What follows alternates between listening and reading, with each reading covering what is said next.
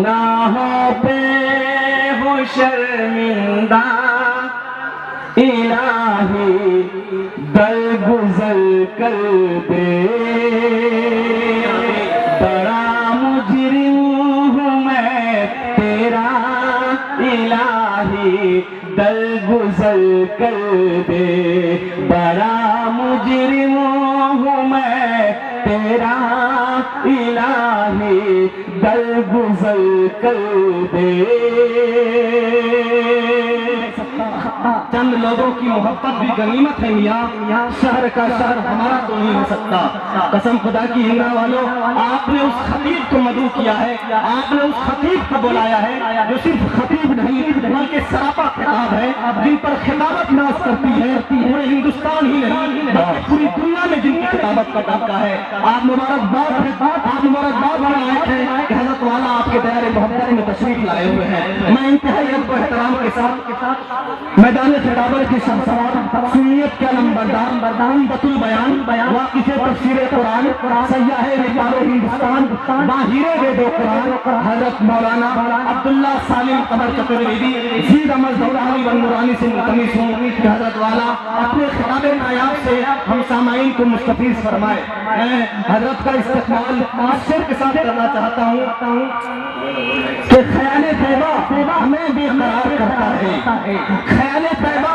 ہمیں بے قرار کرتا ہے نبی کے حکم کا بھی انتظار کرتا ہے اور کوئی کرے یا نہ کرے ذکر شافع محشر نبی کا ذکر تو پروردگار کرتا ہے نستغفره ونؤمن به ونتوکل علیہ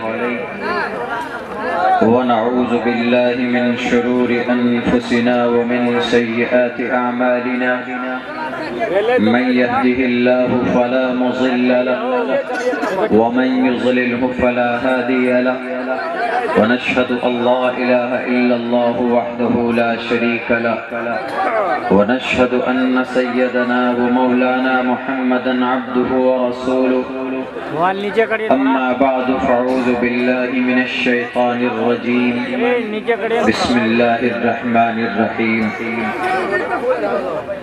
ألف لام ميم ذلك الكتاب لا ريب فيه هدى للمتقين وقال الله تبارك وتعالى في القرآن المجيد لا تحرك به لسانك لتعجل به إن علينا جمعه وقرآنه قال النبي صلى الله عليه وسلم خيركم من تعلم القرآن وعلمه وقال النبي صلى الله عليه وسلم من أراد العلم فليتدبر القرآن فإنه فيه علم الأولين والآخرين أو كما قال النبي عليه الصلاة والسلام.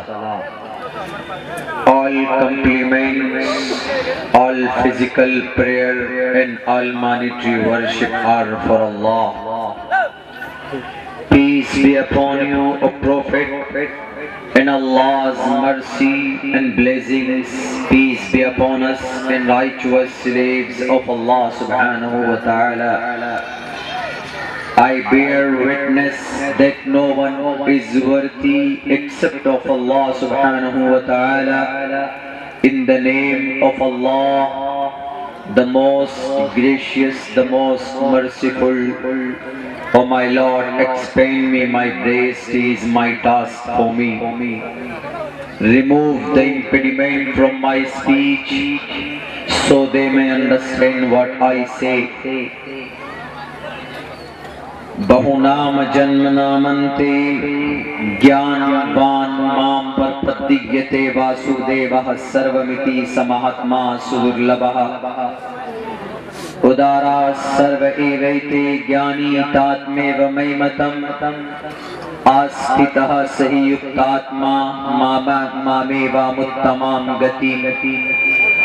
ओम सहनाववतु सहनो भुनक्तु सहवीर्यं कर्मामहे तेजस्वनावतीदवस्तुमावद्दिशावहे ब्रह्मानन्तमनादि विश्वपुर्दजं सत्यं परं शाश्वतं विद्या यस्य सनातनी न गंभीरदय।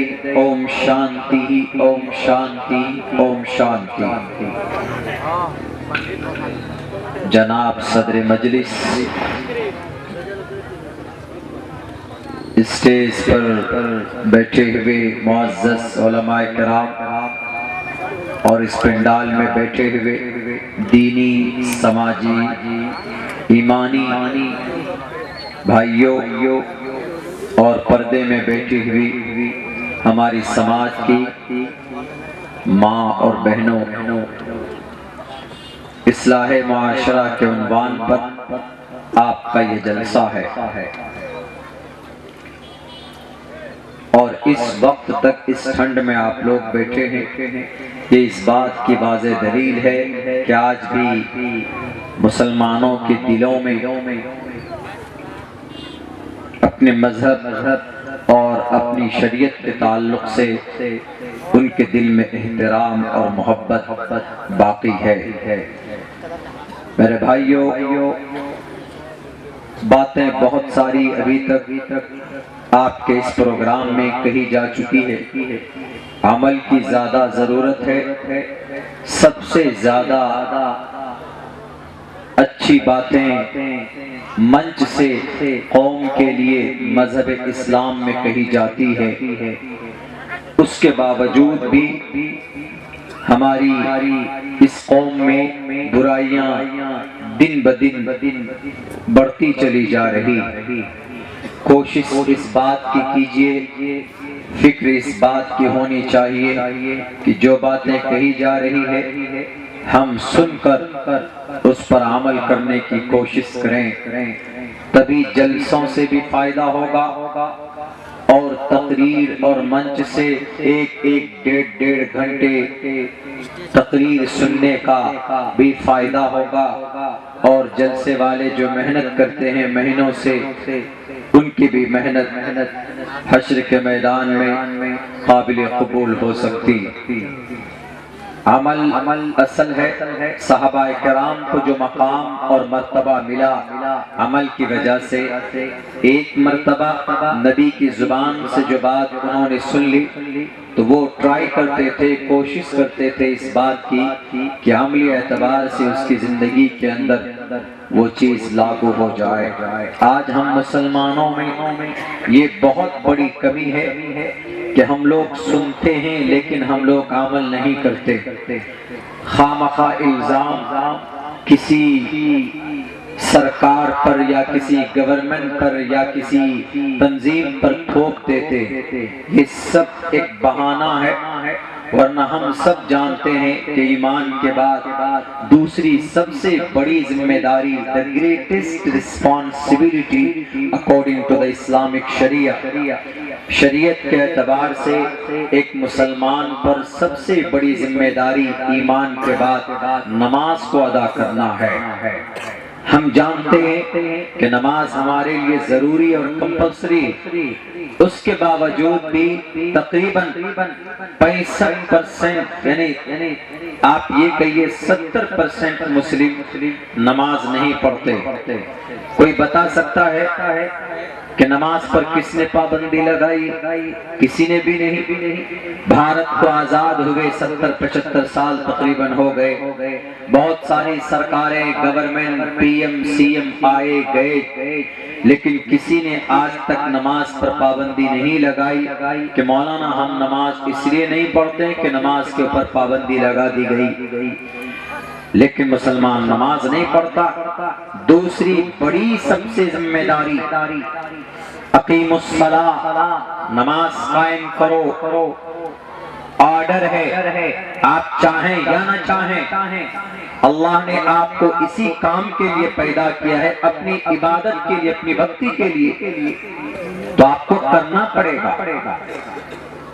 अकीमुस्सलाह इट्स एन ऑर्डर, ये हुक्म है, मानना पड़ेगा, अमल करना पड़ेगा, कोई चारा नहीं है।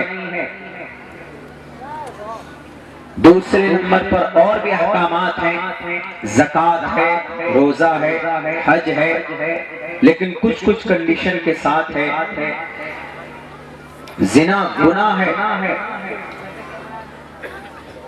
ہم سب جانتے ہیں، لیکن کسی سرکار نے تو یہ نہیں کہا یا کسی حکومت نے آج تک یہ بات ہم سے نہیں کہی کہ نہیں تم کو زنا کرنا پڑے گا، تم کو ریپ کرنا پڑے گا۔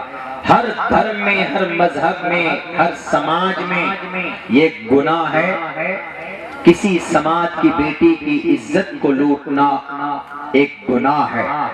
ابھی خود آپ نے دیکھا کہ حضرت مولانا صدر صاحب نے ایک نکاح کے لیے کتنی تفتیش کر رہے ہیں، کیوں؟ ضروری نکاح ہے، یہ کوئی آپ بزنس نہیں کر رہے ہیں کہ ایک سامان خریدا غلط ہو گیا، امیزون پہ گئے، آن لائن آرڈر کیا، غلط پروڈکٹ آ گیا تو آپ فوراً 10 دن کے اندر میں ریٹرن پالیسی ہوتی ہے، آپ اس کو ریٹرن کر دیجئے، وہ دوسرا مال آپ کو دے دے گا یا آپ کو ریفنڈ کر دے گا۔ ایسا نہیں ہے۔ اس لیے نکاح میں اتنی چھان بین اس لیے کی جاتی ہے، گواہ ہوتے ہیں، میڈیٹر ہوتا ہے جس کو وکیل بولتے ہیں، ان کی موجودگی میں ایک نئی زندگی کا نرمان ہوتا ہے۔ اس لیے اتنی تحقیق کی جاتی ہے کہ کیا یہ نکاح یقیناً لڑکی کے طرف سے ہے، ان کی مرضی سے ہے کہ نہیں ہے، یہ ساری تفتیش کی جاتی ہے کہ ایک پاکیزہ زندگی ہو۔ تو یہ چیزیں ہیں کہ ہم لوگ عمل کم کرتے ہیں۔ ہم سب میں کون نہیں جانتا ہے کہ جھوٹ بولنا پاپ ہے؟ سب جانتا ہے، تب بھی جھوٹ بولتے ہیں۔ کس نے مجبور کیا؟ ہمارے بھارت کے سرکار نے مجبور کیا کہ نہیں تم کو جھوٹ بولنا پڑے گا، تم جھوٹ بولو، تب بھی ہم جھوٹ بولتے ہیں۔ اسلام کے تحت سود کھانا حرام ہے، تب بھی مسلمان سود کھاتا ہے۔ سینے میں دل لے کر، ایمان لے کر، تب بھی سود کھاتا ہے، سود پہ پیسے لگاتا ہے۔ اللہ نے دولت دی ہے تو اس کا ناجائز استعمال کرتا ہے۔ صاف لفظوں میں قرآن میں ہے احل اللہ البیع وحرم الربا، قرآن کی آیت ہے یہ۔